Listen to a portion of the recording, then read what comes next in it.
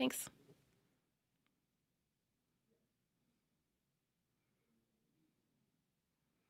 Hi there, I'm Leisha Grabinski with Blue Sky. Today on the show, we are going to bring you stories, not statistics. That is the theme of Missing Persons Week in Saskatchewan. We're going to hear from the family of Happy Charles, a mother, daughter, sister, grandmother, and friend who vanished in 2017.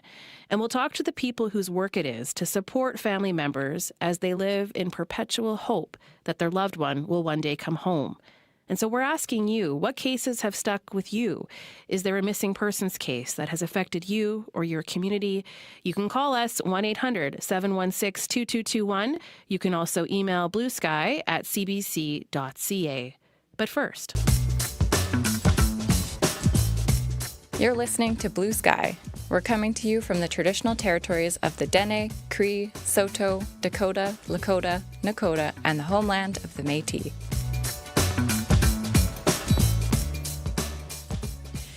There are currently 143 missing people in this province, 143 families who are missing their son or daughter, their mother or father, their sibling or a friend.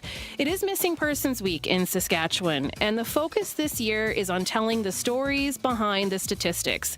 So today on Blue Sky, we'll hear from the family of Happy Charles, a mother, daughter, sister, grandmother, and friend who vanished in 2017. Happy's absence is like that piece is missing for her to keep her daughters, their son. I know they sort of reach out sometimes to the wrong people to get some of that guidance on how to live life, and so that piece is missing. Brother-sister relationship is missing with our boys because they're always wondering where she's at, what they can do, and they're always watching the news. Remains being found and all this kind of stuff, and people being found not knowing where they are, and that shouldn't have to happen to any family. We'll also talk to the people who support family members as they live in perpetual hope that their loved one will one day come home. And so today, during Missing Persons Week in Saskatchewan, we are asking, what cases have stuck with you? Is there a missing persons case that has affected you or your community? You can call us 1-800-716-2221 or email bluesky@cbc.ca.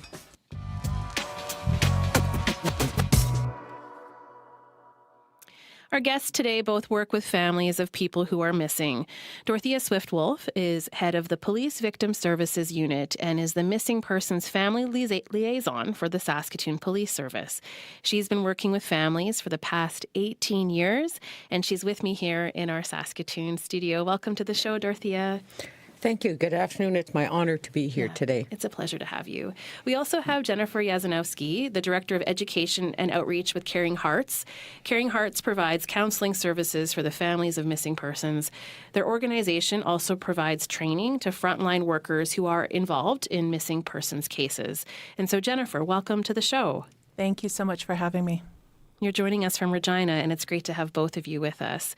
Before we go any further, I want to introduce our listeners to Regina and Carson Poitras. They're from La Ronge, and they are the parents of Happy Charles. Happy was 42 when she disappeared 7 years ago from Prince Albert.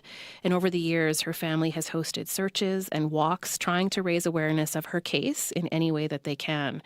They were recently interviewed for the Scaries podcast. This episode was a collaboration between the Raise Her Co., All Nations Hope Network, and the YWCA of Regina. They've given us permission here on Blue Sky to play some of their podcast in advance of a listening gathering that's happening tomorrow afternoon at the YWCA. So here is Carson and Regina Poitras talking about their daughter, Happy.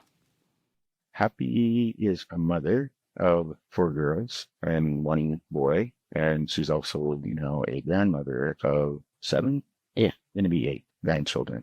She's a sister to our 4 boys, and she's a daughter. She's a happy-go-lucky person, always tried to make people laugh, make funny things and make her grandchildren and children laugh by doing funny things. And I like the outdoors.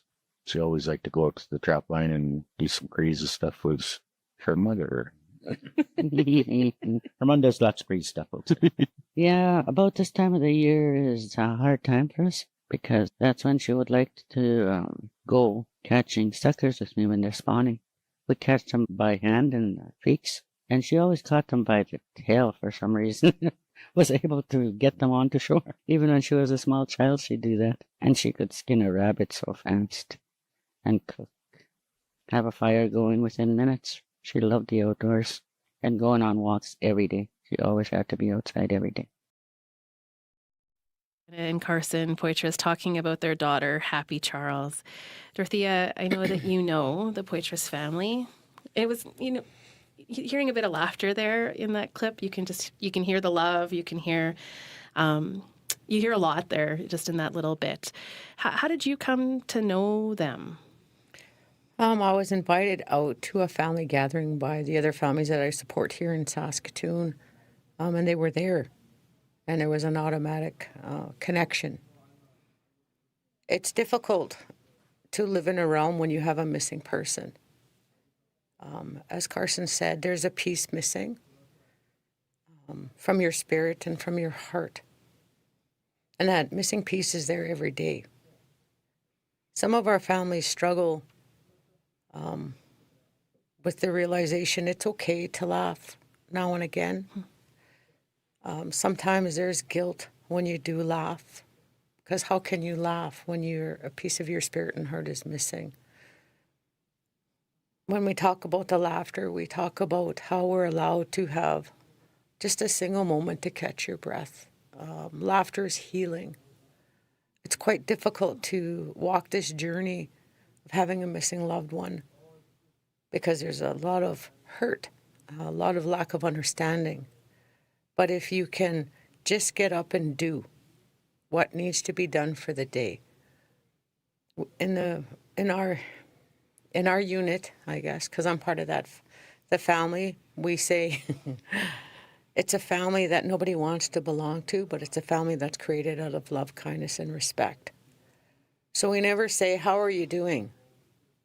Because if you actually stop and think, when you ask somebody, "How are you doing?" the automatic response is, "I'm okay," or "I'm doing fine."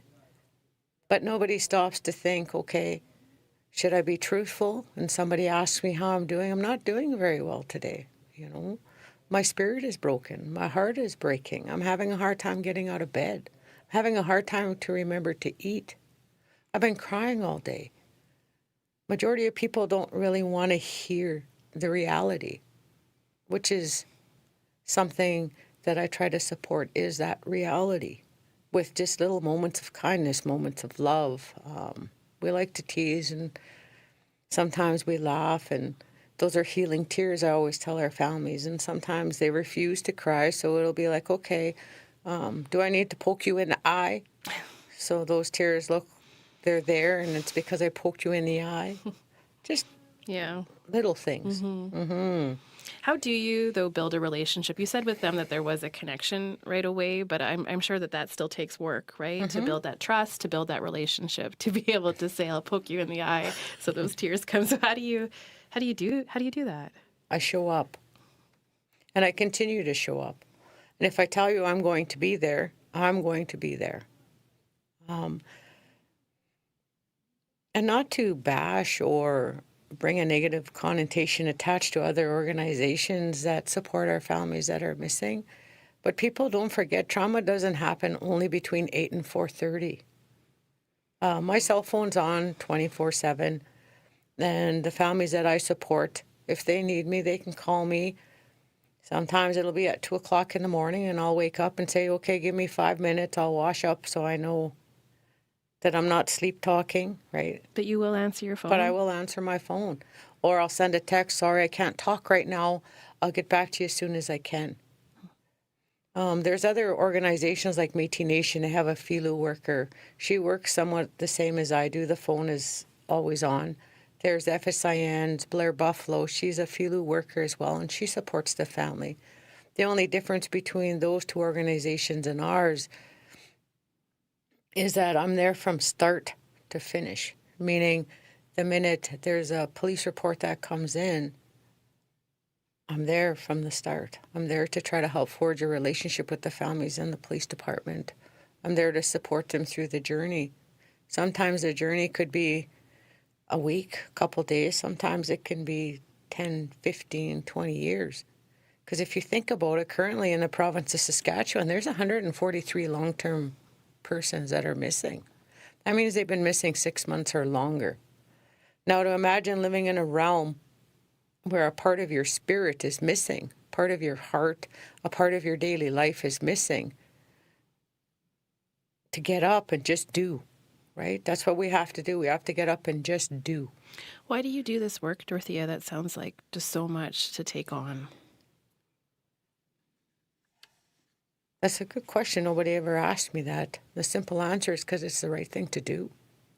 And I always hope that if, when I've had my own trials and my own struggles, because I am a mother of 8 and a grandmother of 14, and sometimes our children think they're invincible or something happens and they go missing, I always hope that somebody would support me and love me and treat me with kindness the same way I treat my families, because it's the right thing to do. So it's a simple answer. Yeah. Wow. We do have someone on the line already who wants to share a story. We're going to ask you a few more questions, Dorothea, and I'm so grateful that you are with us until 1 o'clock, and we'll get to our other guest, Jennifer, who's a grief counselor, in a bit too. I'm Leisha Grabinski. You are listening to Blue Sky. Today we are marking Missing Persons Week in Saskatchewan. So let's go to Doris, who joins us on the line right now in Maple Creek. Hi, Doris. Hi there. You have a story you want to share with us? I do. We have a young man here, Byron Watson, from our community, from Nicanite First Nation, Maple Creek area here, and he has been missing since November 26th. And there's been no leads. We've been trying to support the searching and gone out ourselves. He was a neighbor of ours, and it's just unbelievable that we are not moving ahead and finding him. And it's hard to watch the family go through this, and it's an impossible thing to be missing your child and not know where he is.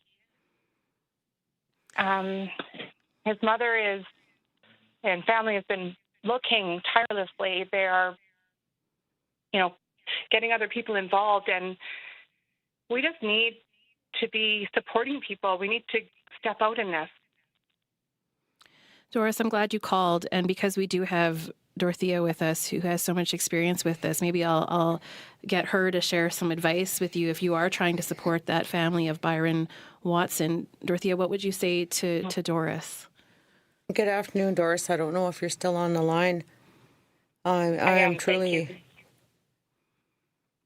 I think when we have a missing loved one, sometimes that old saying, the squeaky wheel gets the grease, right? And that's in regards to part of, in your area, I think it would be the RCMP, correct? Yes. Yeah. Mm-hmm. Sometimes that squeaky wheel gets the grease. The other thing I would say is reach out to the media, use social media, ask for the surrounding townships, chief and council to assist. Reach out to search and rescue. Reach out to your victim services unit across Saskatchewan, because through victim services, all victim services units have somebody that's somewhat trained to assist with a missing person, because currently in the province of Saskatchewan, there's only 3 of us with the title of Missing Persons Liaison. Feel free to give me a call, send me an email. I know I'm only supposed to work in Saskatoon. But if there's anything I can do to help organize or make connections for you, let me know. You can reach me at area code 306-657-8667. And if I'm not there, my supervisor, Sherry Watkins, she can be reached at area code 306-975-8403. I hope that helps a little bit. It does, and I know that the family has reached out in many different ways and have been involved with a lot of different supports. It's just that we needed to go forward. So thank you. The other thing, yeah. Thank you, Doris. And you know what we can do is we can put a photo of Byron Watson on the YouTube version of our show today. And I think what you're getting at, Dorothea, is just to keep the name in people's awareness, the stories, to keep talking about it so that people aren't forgotten, right? Is that a big part of it, is just keeping those stories out there? Correct. The more attention you can bring to a missing loved one, the more you can make a human connection, not your standard police-issued missing persons poster, things like, I don't know Byron, so I apologize, but maybe he liked to tell jokes, right? Maybe he was a comedian. Maybe he was an avid writer or an artist. So if you put things like talented writer and artist still missing for part of the caption on social media, that's bringing the humanity back to the story. Because a lot of times, sometimes people just don't even realize that they're looking at a person. They're looking at somebody's spirit, somebody's heart, somebody's daughter, auntie, nephew, husband. This makes me think of what we heard about Happy and her love of the outdoors. And it did sound like the family lived a fairly traditional life, spending a lot of time on the trap line. They take part in ceremony. And they talked about how they find it difficult to connect with people who maybe don't understand their culture. So, Dorothea, I'm wondering, how important is that aspect of it to the people that you work with? With the people that I work with everyone.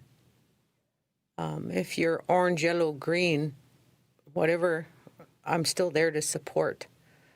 I am more comfortable walking in the traditional realm. As you know, we do a calling home ceremony, usually every May 5th, at the police department to assist with calling home the spirits of our missing loved ones. It is difficult when you're walking in that traditional realm. People, and I'm just going to say it, I'm just going to speak truth. Sometimes it's difficult. A lot of times people wonder why is May 5th and why are only Indigenous people are receiving this, that, support, the other things. And that's a reality. But if you think about the high rate that Indigenous people, like women especially, 12%, right? 12% of us are more than likely to fall victim of some form of violence, right? And for a long time, we didn't have a voice. And we're just starting to have our voice and speaking our truth. But for myself, I'll work with whoever needs help because it's the right thing to do, right? Everybody needs a hug. Let's just put it that way. Everybody needs a moment. I want to play another piece of tape from the family of Happy Charles. They were asked what kinds of supports they think would be most helpful. So let's take a listen to Carson Poitras. Hospitals, the jails, or all these different things that would be at their fingertips to be able to help that person so that the person or the missing loved one isn't alone, and be able to communicate that information back to them. I think that would be our first step in helping a person go missing. There needs to be an office for a missing person, not just Indigenous, any missing person. Why I say any missing person stems from our case. Our case is considered a high-profile case within Saskatchewan, and both the city police and the RCMP. I found out why our case was a high-profile case. I think 3 years ago, we went to Wanuskewin to a meeting, and the RCMP indicated that our case was a high-profile case. So I asked why. Why is our case considered a high-profile case in Saskatchewan? And he said, well, because it's always in the news. And we've always took the police to task, and then that we're always trying to get things changed, and we're always in the media, and I say, well, any missing person should be a high profile because everybody is important. All the slogans out there, every lives matter, and every child matters, and all these things are out there. So you shouldn't label any one single family's daughter or little person a high profile case. It should all be high profile. So there's an office that we've been advocating for. We wanted to go into Orange and one in Prince Albert's for a missing person. And in that office, there would be a person that would be able to initially take the information down and validate the information that their loved one is missing, but also have resources available to them to support that family in all aspects of a missing person, like how to do the searches, how to go the road of advocating for dollars to help for their loved one, how to access the databases for all the different agencies that are out there where they possibly could be, like the homeless shelters, the women's shelters, the hospitals, the jails, or all these different. That Carson talked about, the talk about high profile cases, which I think is kind of what we were alluding to with Doris, right? Keep it in the public consciousness, right? And I know that Regina and Carson have spoken to CBC many times over their years. And then there's other people who come to mind in this conversation who I've seen on billboards. Michaela Bali, who went missing from Yorkton when she was 16. That was back in 2016. But the other thing that comes to mind is that there are many people who are missing in this province, and their families may not have the resources or the capacity to keep their loved ones in the public eye like that, the cost of a billboard. So, Dorothy, I'm wondering, how do you help those who may not have the resources to keep it up in the way that they might want to in their hearts, but it just may not be as possible? I know a couple of years ago, Saskatchewan Police Service, I sat and met with them, and we talked about a billboard, not only for families, but also for all families, not just one particular family. So what we did is we had a billboard on Ottawa and 25th, and we ran it through for about a month. There's other organizations that I'll approach and ask for funds for a billboard, or I'm not a baker, and I'll put that out there right now. But when Corinne Bethan Wolf went missing, that was in 2010. There was no missing persons liaison program yet throughout the province of Saskatchewan. So myself and Carol Wolf, we would bake cookies. That's why I said I'm not a baker. We would sell them. We would hold steak nights, any form of fundraising that we could do. And then, of course, approaching certain media outlets and saying, well, can we have the family rate? Meaning, can we have a discounted rate? Simply because having a billboard up for a month is quite expensive. And that's one of the things I always ask for is a billboard. And do you think billboards work? How does that work? It depends on where you place it. I think one of the hardest things that I was ever told by one of my families is when the RCMP did a billboard campaign 2 years ago, and they were running through the pictures of all the long-term missing in Saskatchewan. Some of my families would look for the location of where the billboard was, and they would sit so they could see a picture of their loved one on the screen. So billboards do work, and they are important. Right? They're important. And I think the average cost for a billboard, if people actually, because everything comes down to monetary value, right? One of my things I always say is that if we measure, right, sometimes every life is priceless. And everything we do in life for our missing loved ones, right, that person, we push ourselves. We walk thousands of miles, we advocate, we argue, we stand up, scream, we yell just to be heard because our missing loved one is priceless.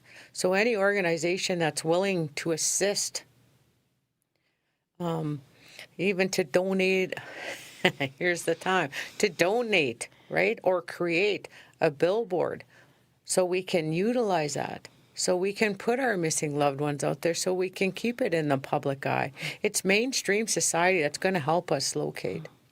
I'm speaking today with Dorothea Swift-Wolf. And in a moment, I'll be introducing you to Jennifer Yazanowski, who's the Director of Education and Outreach with Caring Hearts. We are marking Missing Persons Week in Saskatchewan. If you have a story of a loved one or a story that's really touched you, you can call us today, 1-800-716-2221. You can also email bluesky@cbc.ca. Let's take a moment to check in with the CBC's David Shield, who joins us right now. David, what's making news today? Well, the Saskatchewan Research Council and Sask Power have joined a nuclear development group. The two agencies have joined the Can Do Owners Group. Sask Power says it will get access to nuclear research and expertise as it considers building small modular reactors in the province. The Royal Saskatchewan Museum has launched a website for birders across the province. The site will feature hundreds of eggs laid by wild birds found in the province. The museum says the site is meant to make it easier for bird watchers to identify eggs they may find in the wild.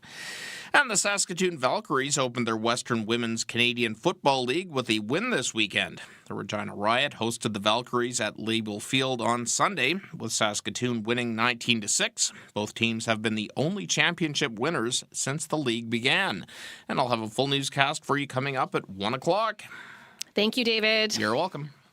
That is the CBC's David Shield. I'm Leisha Grabinski. You are listening to Blue Sky here on CBC Radio 1, 94.1 FM in Saskatoon, 102.5 FM in Regina. We're streaming live on the CBC Listen app, and we're also live on YouTube today. You can find us by going to the CBC Saskatchewan YouTube page.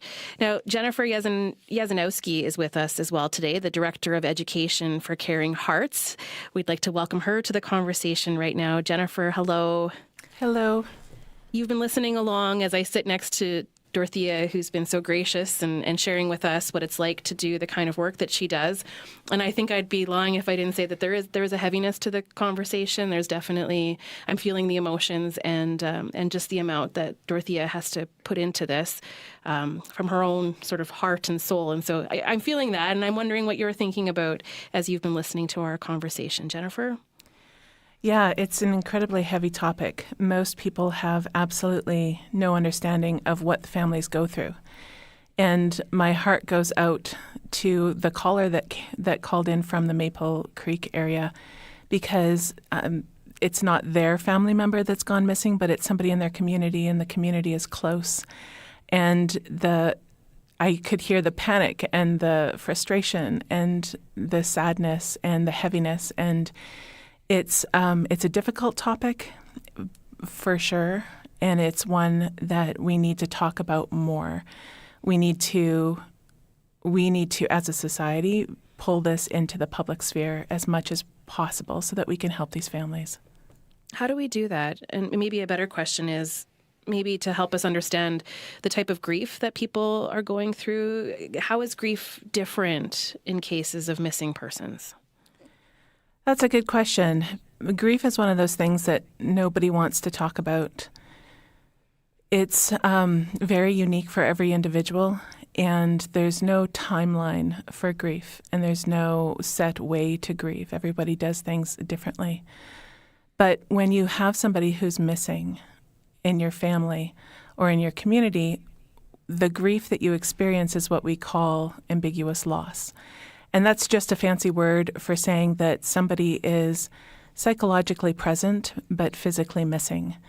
And so you don't know where they are, you don't know what's happening to them, you don't know if they're alive or if they're not. You feel the disconnect from them, but you're still very much connected to them. And it's the ambiguousness of not knowing that is very, very difficult on families. Dorothea, I'm wondering if you want to add in your own words how you've come to understand the type of grief that families go through when they're missing a loved one.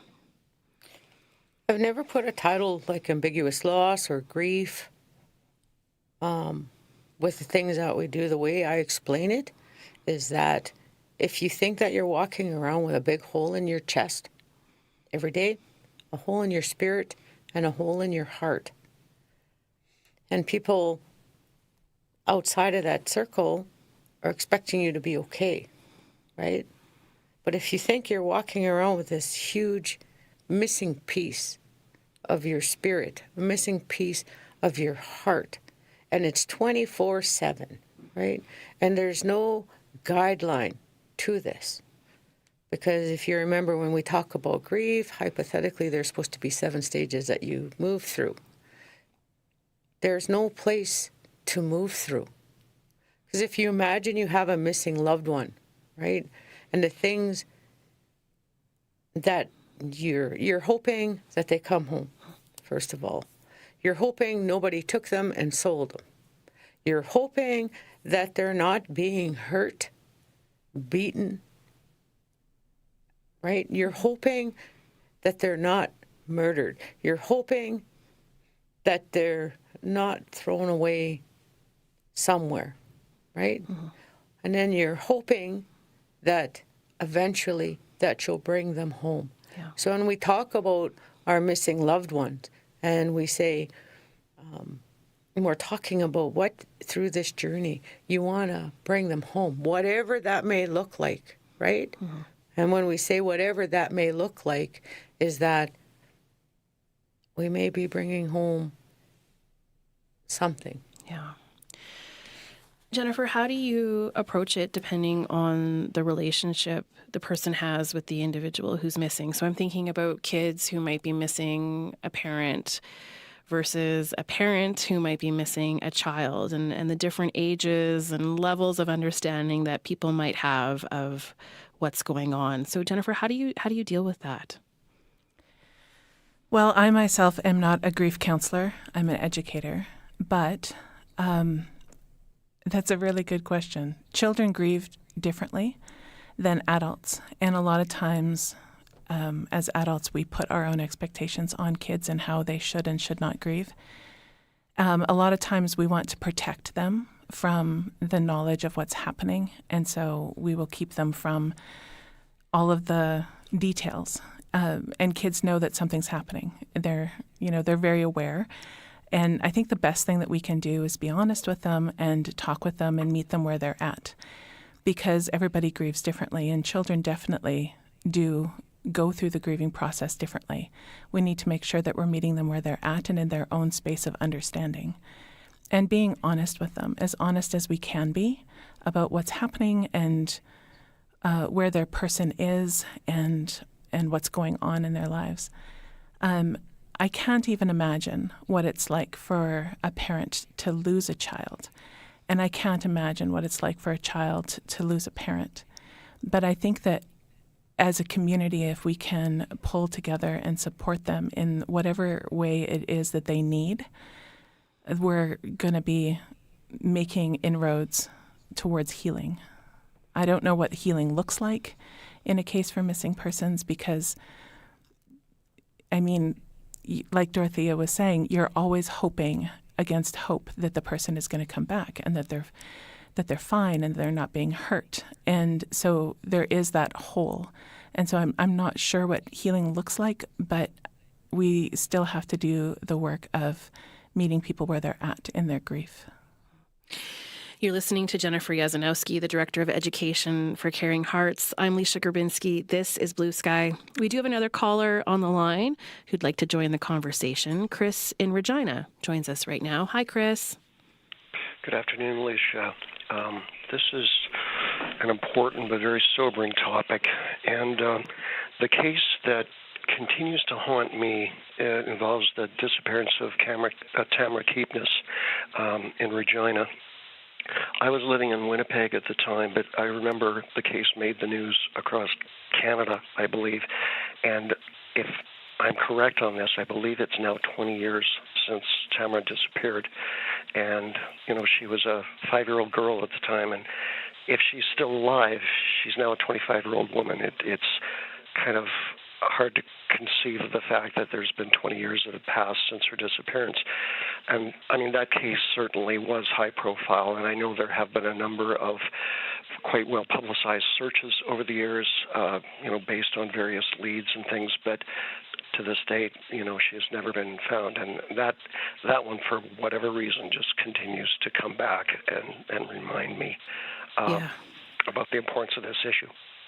Yeah, I agree. Chris, thank you for calling and sharing that. Thanks. Bye. Take care. Bye-bye. That's Chris joining us in Regina. We have another caller on the line, Arlene in Medicine Hat. Hello, Arlene. Hi, how are you? I'm well, thanks. Hello? Hi, Arlene, I understand that you are Byron's mom. Yeah, I am.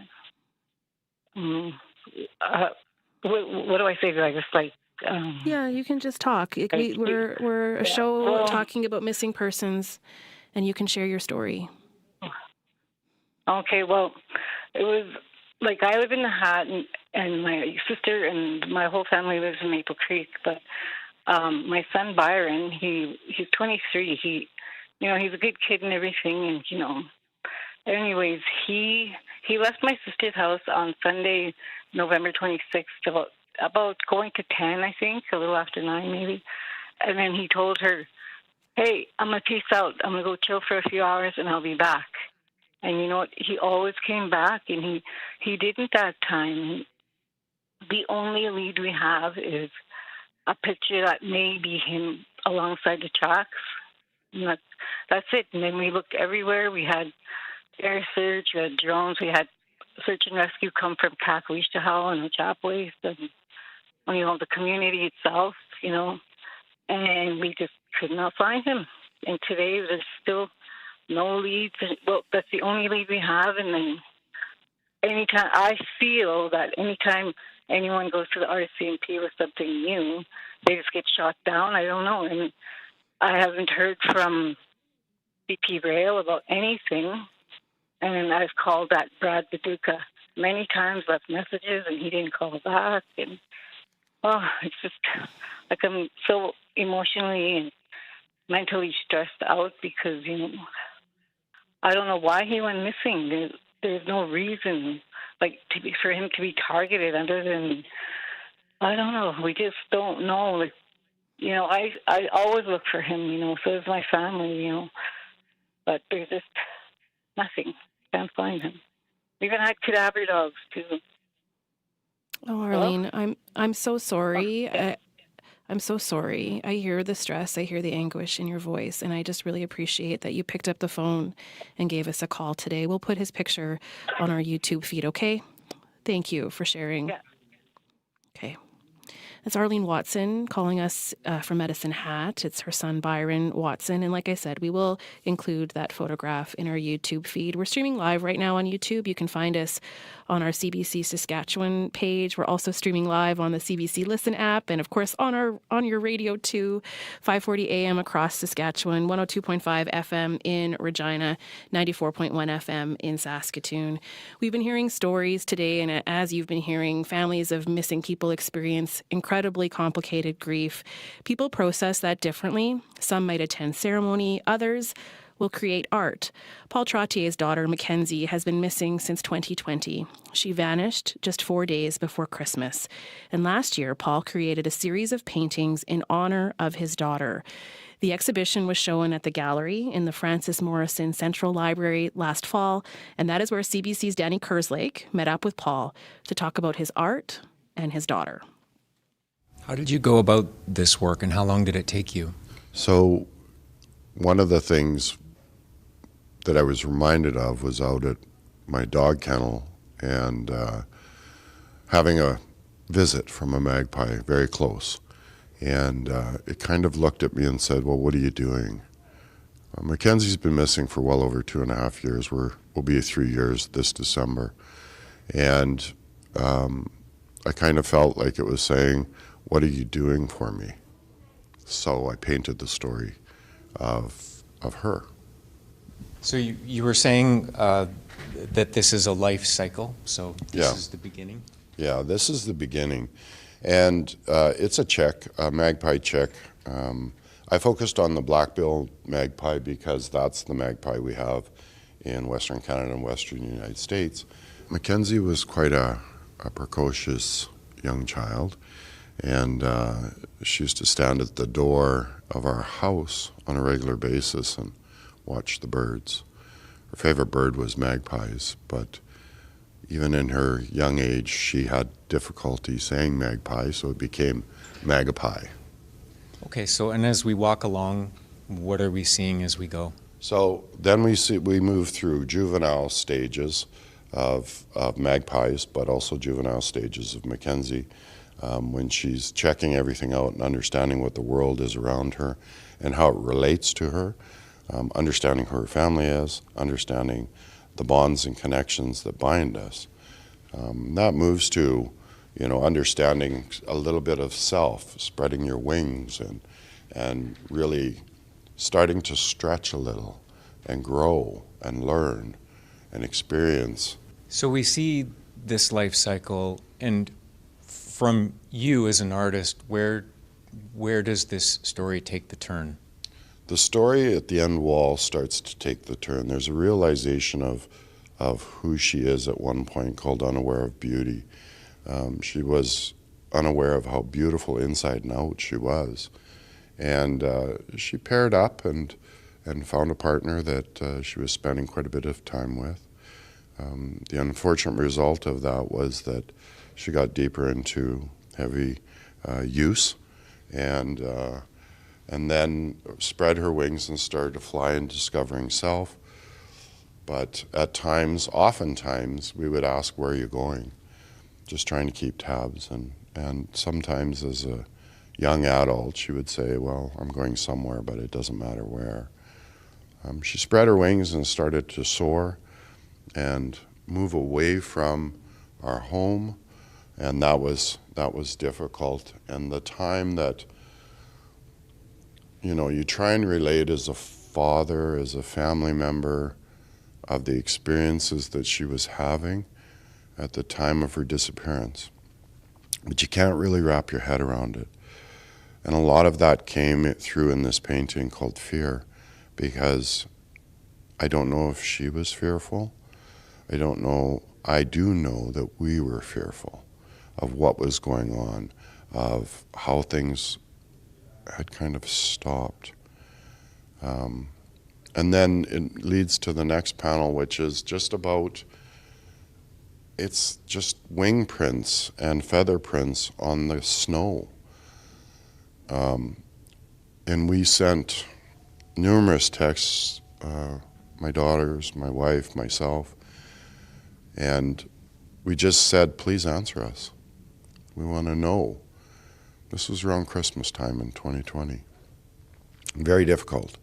A very, very difficult time. Police involvement, maybe we waited too long, maybe we waited too short. We just didn't know what to do. We just were at a loss. Missing, we hadn't heard from her for a couple of days. Christmas was Mackenzie's favorite time. I know she would have been home for that. She felt very strongly about that. So by Christmas Day and my driving around, I was still saying, just answer me on the phone. And the last panel is really difficult for me because I struggled with this a lot, how I was going to complete the show. But then I realized the story is not completed. It's unfinished. So the last panel has no frame. It's red on purpose. It's 2 feathers and snow, but the entire piece is unfinished. Our story is unfinished. Terrible question to ask anybody, but do you just want to know? Yes, I think the process of healing has to start somewhere. When you have an open wound and it's rubbed every single day, it never heals. So the process of healing has to start somewhere, regardless of the result or of where this investigation goes or the search for Mackenzie goes. We would like to know what's happened so that we can heal, so that Mackenzie can heal. Should Mackenzie come back to us, we have a long road ahead of us, a long road of repair and heal. Do you think that this art show, this work that you've brought into the world will help anyone else heal? I think ultimately it's my hope. Some of this is darker, some of it's uncomfortable, but we need to celebrate those that are missing and the lives they had. It's Paul Trottier. He was speaking with the CBC's Danny Kerslake. Paul Trottier, the father of Mackenzie Trottier, who went missing from Saskatoon in December of 2020. Now, earlier this month, Saskatoon police said they intend to search the Saskatoon landfill as part of their investigation into Mackenzie's disappearance, and that search will begin May 1st. It's expected to take as long as 33 days. Calgary Police, RCMP, Saskatoon Police Dogs, and forensic anthropologist Ernie Walker will assist in the search. It's going to be an incredibly difficult week, and I know a lot of people in Saskatoon know Paul. I know that Paul has a relationship with other families who have missing loved ones. Dorothea, as we listen to that, I think my question for you is, how as a community, or the people listening today, how do all of us support a family like the family of Mackenzie Trottiers? I mean, there's so many families, but to use them as an example of how we can come together as a community to support family members. What would you say, Dorothea? I think if everybody would just take a moment and put out those positive energy, prayers, vibes, whatever you want to call them, out into the universe for our families. There's a couple things that Carson has mentioned, and there are still quite a few gaps. Carson, the father of Happy? Happy's, yeah. Like, currently I have not been able to come across a support group for families that have a missing loved one. So that's why our families support each other, right? So if you think about that, we've had people missing for over 30 years, and there hasn't been a place for them to go, like the office, as Carson refers to it, the office, a respite spot, somewhere where our families feel that they can come sit with each other, talk about what works, what doesn't work, what worked for you.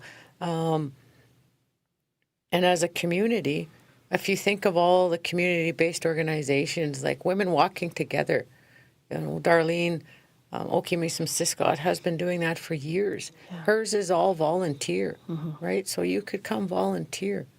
As a community, when we do marches and vigils and all those kinds of things, come out, right? If you take a moment and you sit back and you think, what can I do? How about just simply showing up, right? Or if you know something, say something. Break the silence, right? Break the silence. That's probably one of the most important messages that I have. If you do know something, please come forth. Call Crime Stoppers. You could be Donald Duck if you want. I don't know, whatever name you choose to have when you phone, because nobody's supposed to know who it is, right? And that's one thing I always share out in the community. Jennifer, what would you say to the wider community as we listen to these stories today? What can we do as individuals, but collectively as a community to support families? As individuals, I think if you know somebody who's going through this, join with them. Meet them where they're at, join with them in whatever they're doing, and help. Get to know the families, get to know their stories. If you want to donate so that they have the funds to get their story out into the profile, do so. As a community, I think we need to realize that, yes, we have, 140 open cases or old cases of missing persons that are unresolved, but people go missing every day in this province and in this country, and way more than we think of and way more than we know. And so just be aware that this is a real thing, and this is a real problem, and this is a real issue. The other thing is, like Dorothea said, having a support group and supporting those who would like to have a support group, very important to have that kind of information out there. If you can support families by having a support group in your community building or in your town, do so. We have resources that walk people through how to set up a support group for missing persons, and so they can reach out to us and get those resources. We have manuals that teach people all about what families are going through and some of the things that they can do to help. So reach out and learn as much as you can. If you're part of the community and this is all new for you, and this is, you haven't experienced it yourself, then learn as much as you can. Thank you for saying that. We did get an email from John who wanted to share something. So John writes, I was so sad a while ago when I heard that Happy Charles is missing. When I was at Joe Duquette for many years, she was a student there for a while. My heart goes out to her, family, and friends as I listen to the program today. Happy had a good name that suited her so well. She was not only happy all the time, but it rubbed off on the students and staff around her too. That comes to us from John. Dorothea, you talked about how hard it is to laugh, but we did hear a bit of laughter at the start. And there's something in you that keeps you going to do this very, very difficult work. And so I'm wondering if you can maybe end by just speaking to that sense of trying to find those moments where you're sharing those happy stories, whether it's about Happy Charles or someone else, and how that gives you the strength you need to keep doing the work. That's a tough question. I'm grateful for the support that I have, that I receive from the families. We like to tease each other and we like to laugh with each other. One of the inside jokes in the realm is that I only have one feeler left and we call it my precious, right? So we have nicknames for each other, just like a family unit does. When I have my own issues, because I do have trauma in my own family, I have the support of my coworkers, the support of the families themselves, and my own family. I'm very blessed that in my world, that we always try to do things for kindness, and we always try to share a moment. So one of the things I always say, if you can accumulate like 100 moments, it could be the moment when the sun touched your face and it triggered a positive memory of somebody rubbing your face in a good way. Or you hear a blue jay sing a song and it triggers something inside you that gives you just a moment of happiness, a moment of calm, a moment of sense of belonging or love. And if you can accumulate those moments throughout the day, throughout the month, throughout the year like I do, I reflect on those moments. For me and Carson, Carson's always trying to hit me with the cane. That's our inside joke. And then with Ashley Morin's family, that's my family. They call me sister. They call me auntie. We FaceTime a lot. And we make faces to each other just to have a moment of just pure, laughter or joy or whatever it does, whatever we need to do just to get through the day, and because you have to do. And keep collecting those moments. Exactly. Well, Dorothea, it's been just wonderful having you here. And Jennifer, I'd like to thank you as well for being our guest today. Thank you, Jennifer. Thank you so much for having me. And Dorothea, thank you. You're welcome. Jennifer Yazanowski is the Director of Education for Caring Hearts. It is a nonprofit in Regina that provides counseling and education on a number of issues. And we also had with us Dorothea Swift-Wolf, Head of Police and Victim Services Unit with she is the Missing Persons Family Liaison. I'm Leisha Grabinski. Thank you so much for listening today to Blue Sky here on CBC Radio 1. Have a good afternoon.